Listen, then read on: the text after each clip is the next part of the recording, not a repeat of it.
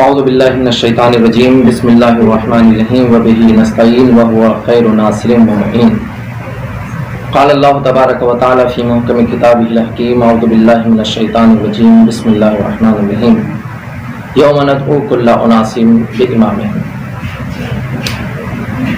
سامعین محترم، ہم نے بیان کیا امام کی حیثیت اس کائنات میں بالکل ویسے ہی ہے جیسے جسم انسانی کے لیے قلب کی حیثیت ہے، کہ جب تک جسم انسانی میں قلب انسانی دھڑکتا رہتا ہے اور وہ اپنا کام کرتا رہتا ہے اس وقت تک اعضاء و جوارح بھی کام کرتے رہتے ہیں، لیکن جیسے ہی انسانی دل دھڑکنا چھوڑ دیتا ہے یا اپنا کام کرنا بند کر دیتا ہے تو انسانی اعضاء و جوارح بھی ہوتے ہوئے بھی مردہ ہو جاتے ہیں، بلکہ کچھ دنوں میں گل سڑ جاتے ہیں۔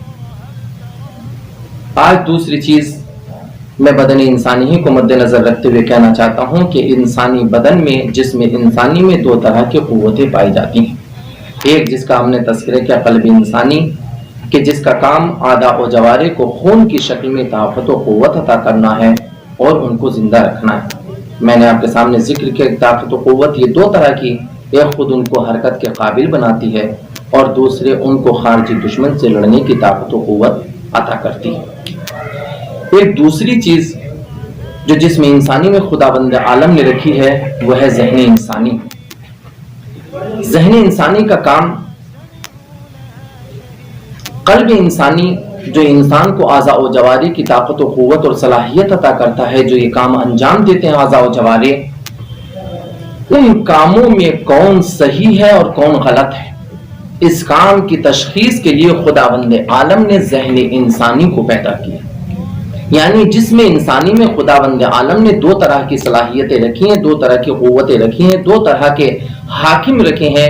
ایک حاکم کا کام اعضاء و جوارح کو قوت عطا کرنا ہے، حیات عطا کرنا ہے، ان کو زندہ رکھنا ہے، اور دوسری چیز ہے کہ جو وہ کام انجام دے رہے ہیں ان میں کون سا کام صحیح ہے اور کون سا کام غلط ہے۔ یہ اعضاء و جوارح اپنے کاموں کو، یعنی آنکھ دیکھنے کا کام کرتی ہے تو آنکھ جیسے ہی دیکھتی ہے ذہن تک منتقل کرتی ہے، پھر ذہن انسان سے کہتا ہے یہ کام صحیح ہے، یہ کام غلط ہے، اس کی طرف دیکھو، اس کی طرف نہ دیکھو۔ یا مثلا انسانی ہاتھ کو بنایا گیا کسی چیز کو لینے، کسی چیز کو اٹھانے، کسی کی مدد کرنے کے لیے۔ جب یہ ہاتھ اٹھتا ہے تو جیسے یہ ہاتھ اٹھ رہا ہے تو یہ اپنی اس حرکت کو ذہن انسانی کی طرف منتقل کرتا ہے، پھر یہ اٹھنے والی حرکت کو ذہن انسانی کہتا ہے کہ اگر مظلوم کی طرف مارنے کے لیے اٹھ رہا ہے تو ذہن انسانی کہے گا غلط ہے، رک جاؤ، اور اگر مظلوم یہ یتیم کی مدد کے لیے اٹھ رہا ہے تو ذہن انسانی کہے گا واہ، تم جلدی سے اس کام کو انجام دو۔ تو یہ دو قوتیں خداوند عالم نے اس انسان کے ذہن میں پیدا کی ہیں۔ بس جب تک یہ دونوں قوتیں اپنا کام کرتی رہیں گی، اگر قلب اپنا کام کرے گا تو اعضاء و جوارح زندہ رہیں گے، ان میں حرکت رہے گی، اور ذہن انسانی اگر کام کرتا رہے گا تو صحیح اور غلط کے درمیان تشخیص ہوگی۔ اگر ذہن انسانی کام کرنا چھوڑ دے تو پھر اعضاء و جوارح کام تو کریں گے لیکن کون صحیح ہے کون غلط ہے یہ کام نہ کر سکیں گے۔ جیسے کبھی کبھی انسان اپنے کچھ ایسے اعمال و افکار یا کچھ چیزوں کے ذریعے سے اپنے آپ کو مدہوش کر دیتا ہے، بے ہوش کر دیتا ہے، کہ جس چیز کی وجہ سے، جس عمل کی وجہ سے انسان کا ذہن تھوڑی دیر کے لیے رک جاتا ہے۔ مدہوشی کے عالم میں انسان نے شراب پی، شراب پینے کے بعد جب وہ مدہوش ہوا تو پھر وہ ماں، بہن، بیٹی، بیوی سب کے درمیان کون سا رشتہ ہے، ان تمام رشتوں کو بھول جاتا ہے۔ ایسا بھی دیکھنے میں آیا ہے کہ جب انسان نشے میں چور ہوتا ہے تو کبھی کبھی ماں اور بہن کو اپنی بیوی کے مقام پر لا کر کھڑا کر دیتا ہے۔ یا ایک انسان جب نشے میں چور ہوتا ہے تو کبھی کبھی آپ دیکھتے ہیں کہ جب یہ انسان باشعور ہوگا، نشے میں چور نہ ہوگا تو کبھی بھی برہنگی کو پسند نہیں کرے گا، لیکن جب نشے میں چور ہوتا ہے تو یہ انسان کو پتہ نہیں چلتا کہ وہ لباس کے ساتھ ہے یا برہنہ ہے۔ یا جب آپ دیکھیں کہ جو انسان غلاظت کو کھانا پسند نہیں کرتا، غلاظت میں لوٹنا اور بیٹھنا پسند نہیں کرتا، لیکن جیسے ہی وہ نشے میں چور ہو جاتا ہے تو اب اس کے سامنے غلاظت نہیں رہتی، بلکہ اسی میں لوٹ رہا ہے، اسی میں بیٹھا ہے، اسی کو کھانے لگتا ہے۔ تو اس کا مطلب یہ ہوا کہ اگر ذہن انسانی صحیح کام کرتا رہے گا تو جو اعضاء و جوارح کام کریں گے اس میں تشخیص بھی دے سکے گا۔ میں نے آپ کے سامنے شروع میں ایک جملہ کہا تھا کل کہ اگر انسانی جسم کی بنسبت جو قلب کی حیثیت ہے، جو ذہن انسانی کی حیثیت ہے، وہی حیثیت امام کی اس پوری کائنات کی بنسبت ہے۔ اگر امام نہ ہوگا تو کائنات میں حرکت نہ ہوگی، اگر ذہن نہ ہوگا ذہن یعنی معصوم امام اگر نہ ہوگا تو صحیح اور باطل میں تشخیص نہ دے سکیں گے۔ لہذا وہ امام، وہ ہادی، وہ رہبر کہ جس کو اس کائنات میں ہونا چاہیے، اس کی دو صفتیں، ایک زندہ امام اور دوسرے معصوم ہو۔ زندہ امام قلب انسانی کی حیثیت رکھتا ہے، دھڑکتے ہوئے دل کی مانند ہوتا ہے، اور معصوم عصمت اسی ذہن انسانی کی مانند ہوتی ہے کہ جب تک وہ صحیح کام کرتی ہے انسان حق اور باطل، صحیح اور غلط، اچھے اور برے میں تمیز پیدا کر دیتا ہے، اور پھر بروں کو چھوڑ دیتا ہے، برائیوں کو چھوڑ دیتا ہے اور اچھائیوں کو اپنا لیتا ہے۔ میں اس کو ایک اپنے واقعے کے ذریعے سے کہ جو تاریخ معصومین میں پایا جاتا ہے آپ کے سامنے بیان کرنا چاہتا ہوں۔ امام صادق علیہ السلام کا ایک چاہنے والا کہ جو ہشام بن حکم کے نام سے مشہور تھا، ایک مرتبہ امام صادق علیہ السلام کی خدمت میں حاضر ہوتے ہیں کہ جس وقت امام کی بارگاہ میں ان کے چاہنے والے، ان کے اصحاب بھی تشریف فرما تھے۔ امام ان کو واضح و نصیحت کر رہے تھے۔ جیسے ہشام کو دیکھا، امام نے استقبال کیا۔ استقبال کرنے کے بعد ہشام نے سلام کیا، امام نے سلام جواب دیا۔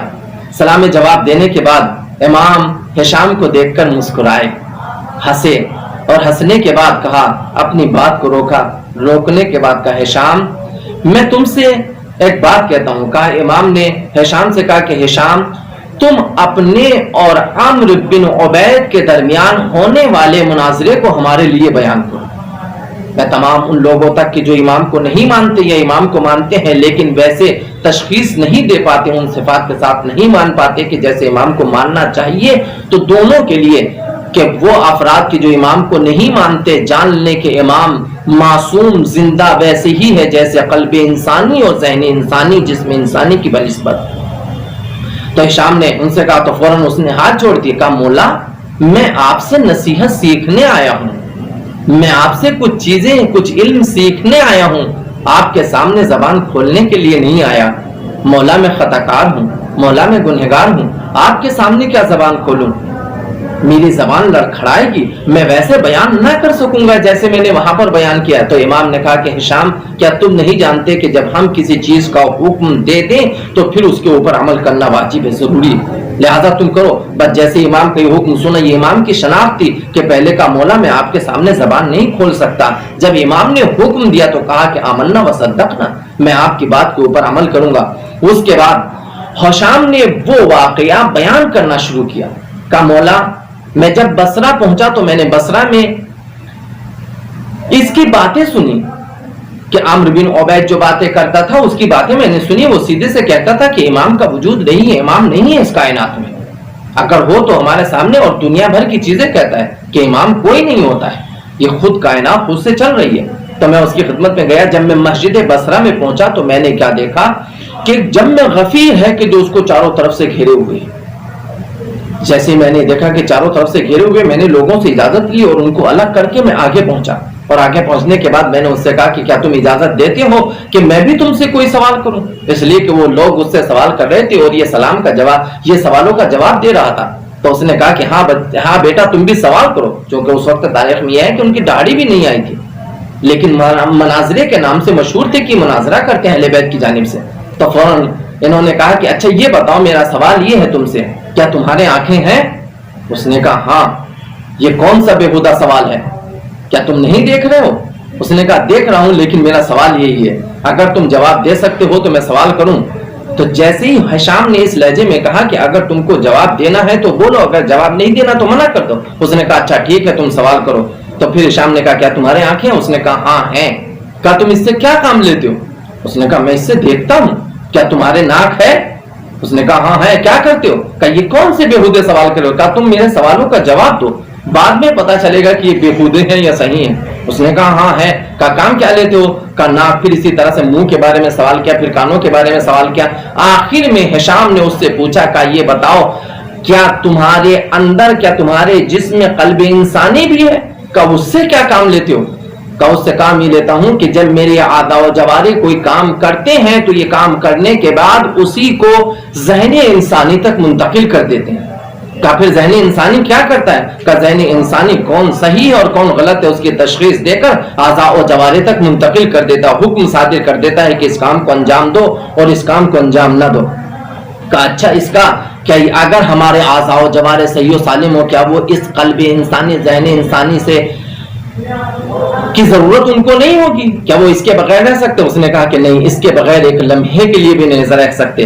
بس جیسے اس نے کہا کہ ایک لمحے کے لیے بھی نہیں رہ سکتے، چونکہ اگر ذہن انسانی جسم انسانی میں نہیں ہوگا، کون کام صحیح ہے اور کون غلط ہے ہم اس کی تشخیص نہیں دے سکیں گے. بس جیسے ہی اس نے یہ جملہ کہا تو مولا میں نے فوراً اس سے کہا کہ اچھا تمہارے جسم انسانی کی بات تو سمجھ میں آ گئی کہ کوئی ہادی، کوئی رہبر، کوئی رہنما ہونا چاہیے جسم انسانی میں، تاکہ وہ بتائے اعضاء و جوارح کو کہ یہ تمہارا کام صحیح ہے اور یہ تمہارا کام صحیح نہیں ہے. تم یہ کیسا عقیدہ رکھتے ہو کہ جسم انسانی ایک لمحے کے لیے ہادی، رہبر، صحیح اور غلط کی تشخیص دینے والے سے خالی نہیں رہ سکتا، لیکن یہ پوری کائنات بغیر کسی ہادی اور صحیح اور غلط کے درمیان تشخیص دینے والے کے رہ جائے؟ یہ کیسے ممکن ہے؟ بس جیسے ہی اس نے سنا فوراً خاموش ہو گیا، ساکت ہو گیا. پھر اس کے بعد وہ ہشام بیان کرتے ہیں کوئی بالکل خاموش ہو گیا، کوئی جواب نہیں دے رہا تھا. بس جیسے ہی اس نے کوئی جواب نہ دیا فوراً اس نے کہا کہ یہ بتاؤ کیا تم ہشام ہو؟ تو میں نے کہا کہ نہیں. کہا اس کے کوئی پڑوسی ہو؟ میں نے کہا نہیں. کہا پھر کہاں کے رہنے والے ہو؟ کہا کوفے کے. بس جیسے میں نے کہا کہ کوفے کا رہنے والا ہوں، اس نے فوراً کہا کہ پھر تو تم ہشام ہی ہو، کوئی اور نہیں ہو سکتے. بس جیسے اس نے یہ کہا فوراً اپنی جگہ سے اٹھا، مجھ کو اپنی مسند پر بٹھایا اور جب تک میں وہاں بیٹھا رہا اس وقت تک اس نے کوئی کلام نہیں کیا. اس کا مطلب یہ ہے کہ انسانی جسم میں جیسے قلب انسانی، ذہن انسانی کا ہونا ضروری ہے، اسی طرح سے اس کائنات میں بھی امام کا ہونا ضروری ہے. جب تک امام نہیں ہوگا حق اور باطل کے درمیان تشخیص ناممکن ہے. وصلی اللہ علیہ رسول